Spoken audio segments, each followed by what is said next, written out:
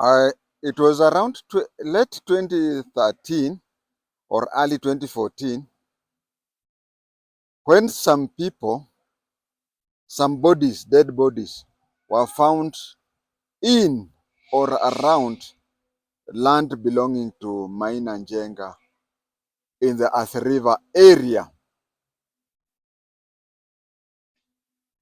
I wanted to talk about that. I wanted to tell you, it's a long story, but I want to tell you how people, youths, bodies of youths were found in a shamba belonging to Maina Njenga in the year either the late 2013 or early 2014. Who are these youths? And why is it that they have never been named? And why is it that they have never, no court processes have been done? I remember talking something in a recent shooting where somebody told me that if you have the facts, take them to the police. There are some things you don't take to the police.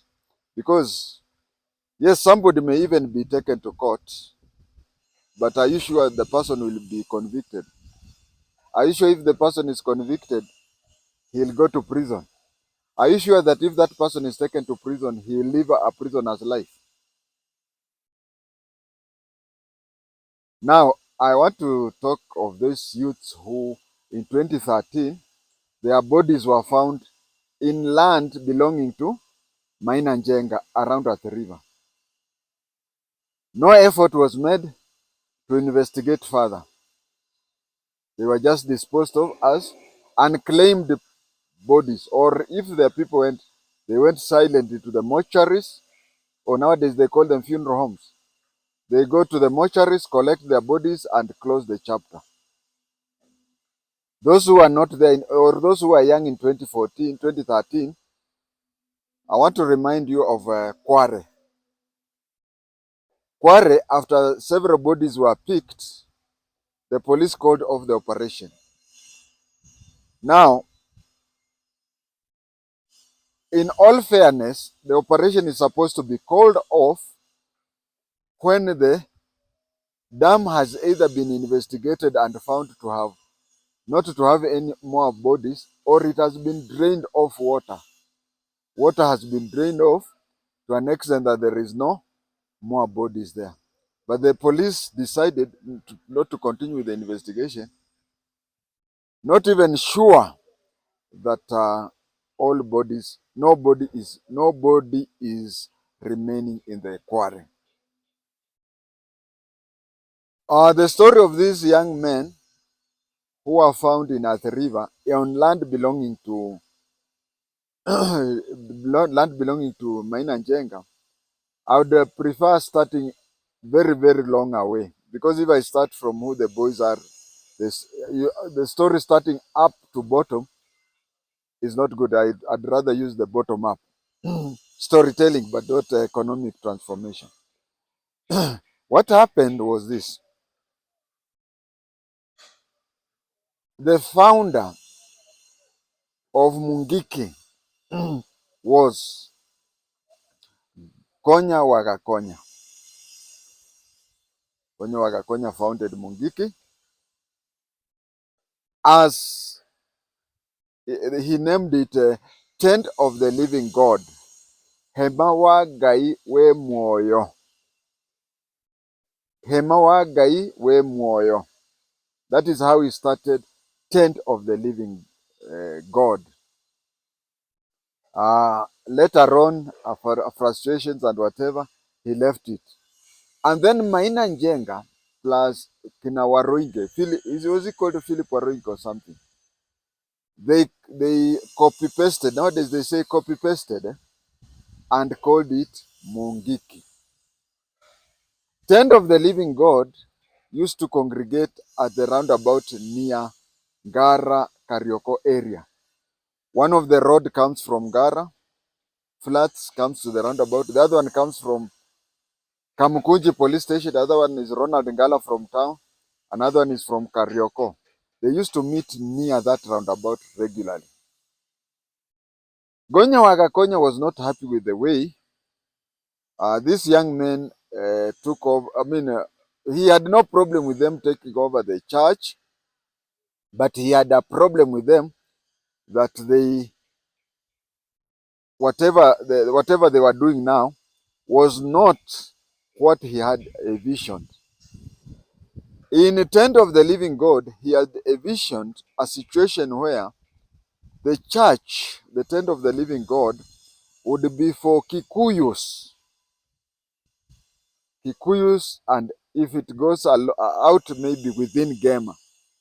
And the Tent of the Living God was a quasi-religious and cultural organization. Yes, Mungiki, which means Muingiki, umati wa watu. Luya, they say, I don't know what to say in Luya. Imagine I'm a Luya, but I don't know. But then, ni ile umati mkubwa.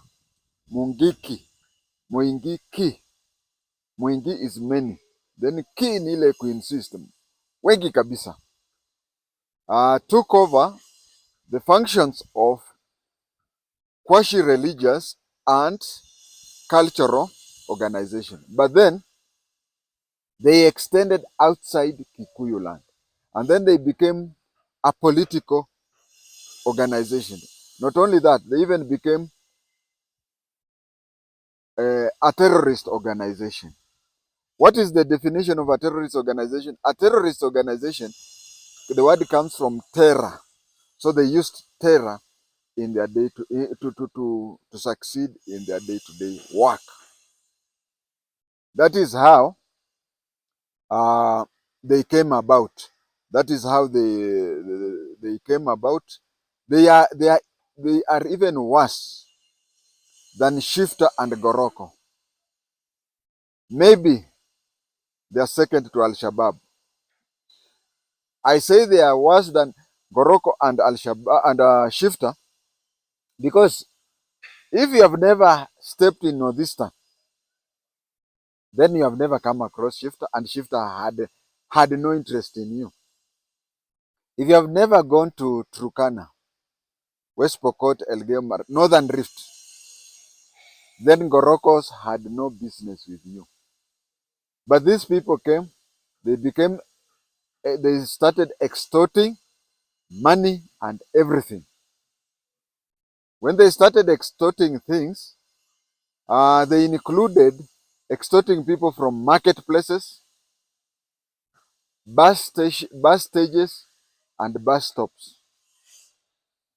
Now, if you had a kiosk, it was just like mafia. They would come for protection money from you. They would come for protection money from you. If you don't give, they tell you, if we are the security of this area, and if you pay us, then we will make sure that your kiosk is not broken into such a thing. But if you don't pay them and say that this marketplace, we have in this marketplace we have a fence and we have a watchman at the gate, so I'll not pay. They'll come and break into your shop, and they'll do it during daytime. So it was mafia type. So they continued this way, and it is these activities of mafia that had led to Njenga's wife dying. It also led to this boys dying, but that one I'll come to that. So what happened is that this extortionist, uh, they led a very good life. Imagine waking up, working for 3 hours, because you just wake up in the morning and then go around your jurisdiction, collect the agreed money, and then there was a formula. I'm not very sure of that formula, but the two options that I'm aware of led to one thing. That whatever you collected, you had to have your own and then the other one you banked it for the organization. Now, in one theory that I was given is that you are given, whatever you get, 60% is yours, and then 40% you bank. And in another option I was told is that you had a daily, let's say in a day you are supposed to bank 500. So yours was to make sure that you get more than, but whatever system was used, you had money and you banked some money. Imagine working for 3 hours and earning 3 times what you would have worked if you were in a formal employment or formal business. That was easy money, isn't it? Then it came to a time when Njenga had his cases. He had his cases. He was arrested. He was taken to Naivasha maximum. He was in remand, but he was in Naivasha. So when he was in Naivasha, uh, the the government turned against Mungiki. The government turned against Mungiki, and it succeeded because of a very simple thing.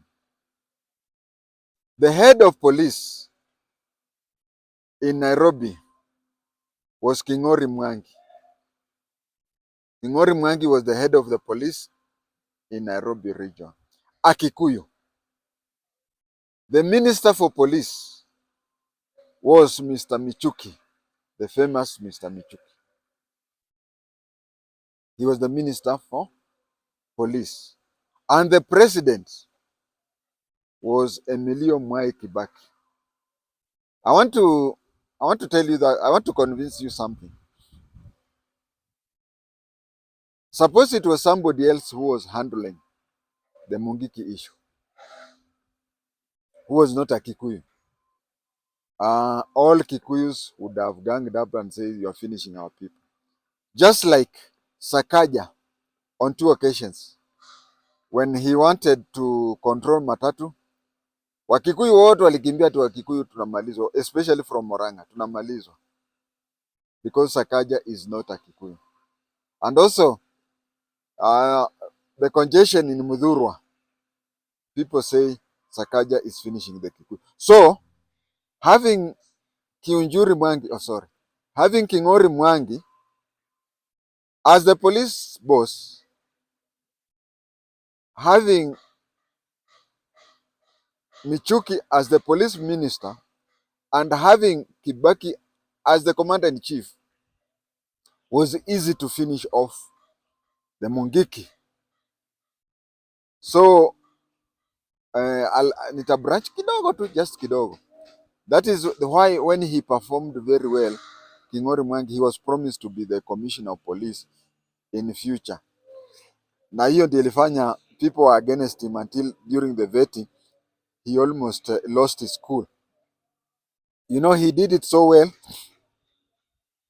that he had to be thanked by being appointed the police commissioner, lakini akachimbwa. Anyway, sorry for the distraction a bit. So when these people, these 3 people, the police boss in Nairobi, the police minister, and the commander-in-chief finished the Mungiki, we had boys who had it very easy. You work for 3 hours and you get enough more money that more money than 3 times what you would have gained if you would have done the normal work. Suddenly the jobs are stopped and everything is stopped. You find yourself unemployed.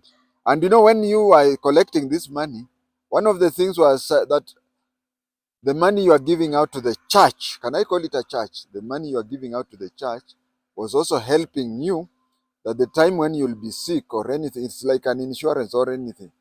So when it reaches such a time, the money will assist you. So they went back to get, you see, they were living a larger lifestyle. Not even if you don't live a larger lifestyle, In the morning, you have to buy sugar and tea leaves. And in the evening, you have to buy sukuma and kitungu. Just the basic existence. But they did not even have that. So what happened? What happened was now they were to. What happened was now that they went to the church now for the emergency money. But you see, Mungiki was an illegal organization. So Mungiki as an organization could not open a bank account. Mungiki as an organization could not open and as an illegal organization could not open an account. So Maina Njenga convinced them that the best way is for him and his wife to open a bank account, a joint bank account. To open a joint bank account so that the money is deposited in that bank account. So every day, every minute, cash used to just imagine how many Mungikis were there in Nairobi. I'm talking of Nairobi. I know they had extended to areas like Naku, areas that have a sizable number of Kikuyus, but I'm talking of Nairobi alone, Le Capital du Kenya. Now it reached a time when the government, he was in Naivasha, in remand, but at Naivasha maximum prison. His wife was the only signatory who was remaining. So it reached a time when these youths went to his wife. Sasa mama, unaona sisi mambo imetuendea mrama, we cannot even buy salt in our houses, sijui nini, can you assist us with the money that we are banking? She told them, you know, uzuri wa intelligence officer, DCI, they always look at you as either as a suspect or a potential suspect. But intelligence officer tries to reason in when people are 3 or 4, the intelligence officer would want to go to the mind of this person, then go to the mind of the other person, then go to the mind of the third person. So as an intelligence officer, I request you to go into the mind of the lady. The lady was caught in a situation that she did not foresee. At no time did they ever dream that maybe the government would ban the organization. So here is the organization banned. Instead of them now bringing in the money, now they want money to be taken out. And then the other thing is, for her to withdraw anything, she had to consult her husband. She was a signatory by default. She was because if Maina Njenga would have taken me to be a co-signatory, huko kwetu ningejenga nyumba kama palace. Anyway, she found herself in a situation where she could not make a decision. So she decided that during her regular visits to Naivasha, she would ask her husband on what to do. Then the husband said that everybody should wait, because if it is suffering, everybody, even he himself is suffering. They are suffering while out, and he was suffering while in remand. So everybody should wait until he became a free man. That is when they would handle the issue. That is when they would look at the roll call and know who is a regular contributor, something like that. So when she went and passed that information to them, they started pushing her. You know, women are naturally peacemakers. Women, when two men are fighting, a woman who is not even connected to that, she would accept liability so that both of them stop fighting. So she was being tossed here and there. She was tossed by the youth, she was tossed by the husband. And then the youth took a step further. They killed her. Now you know why and how she died. Now after her death, not even after her death, while he was in prison, while he was in remand, while he was remanded, Njenga converted to Christianity. He got saved. He got born again. He got born again. And when he became born again. He continued that way until the case ended. When he came out, he used the money to buy land. You know, there is at the river there is a cement company, or there are cement companies where they collect cement, and after collecting cement and they see that the land is of no much use, then later they sell it to people. So Maina Njenga went and bought a large piece of land there. And on it, he constructed a church. He constructed a church there. The new church that he had started, you see, getting saved, that kwenda theology school or anything, he has become a bishop, not even a senior pastor.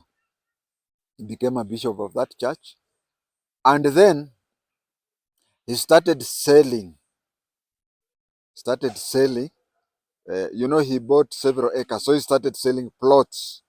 And most of the people who bought those plots were members of the new church that he had started. The youths, the former Mungiki youths, started pestering him. They started pestering him and saying they wanted, and then he said he had placed there two prices. If you are a total stranger, there was a price. And if you are either a former Mungiki, or if you are a former Mungiki, or if you are a member of his church, the church that he was a bishop, there was a special price for that. So they were told, okay, you used to be in Mungiki, we used to be together with you. Now you want that, I'll not sell it at the market price, I will sell it to you at this price. And these are the youths who, whenever they got money, they never saved or anything or whatever. They cannot even afford to buy salt for their houses. Now they're being told to buy at a subsidized rate. Then they decided to go and occupy the land by force, and Maina Njenga started killing them. I remember there's a video I recorded recently, and somebody told me that I'll be taken to court, and I said I'm ready to defend myself. If Maina Njenga wants to take me to court, I'm ready to defend myself. So these youths came and occupied that place on force. He killed them. When he killed them, there was a. It just happened that one lot that was killed. Somebody, this hii maisha ya social media. During our days, anything happening, go and you'd rush to Nation House. Then unapembeleza you imagine convincing somebody from Nation House to come and record inakuwa shida. And then by the time you have convinced him, maybe hata akifika huko anakuta the bodies have been removed. But these days of social media, somebody passes, like those people who have just passed here. Somebody passes, records you, and you don't know. You go to the newspaper or anything, you find it is already on social media. And that is how this thing reached the public. It reached the public that people are dying at that place. Not even one single body has been identified to date. Those who had died earlier just disappeared that way. Those who died on that time, no identity of them went on.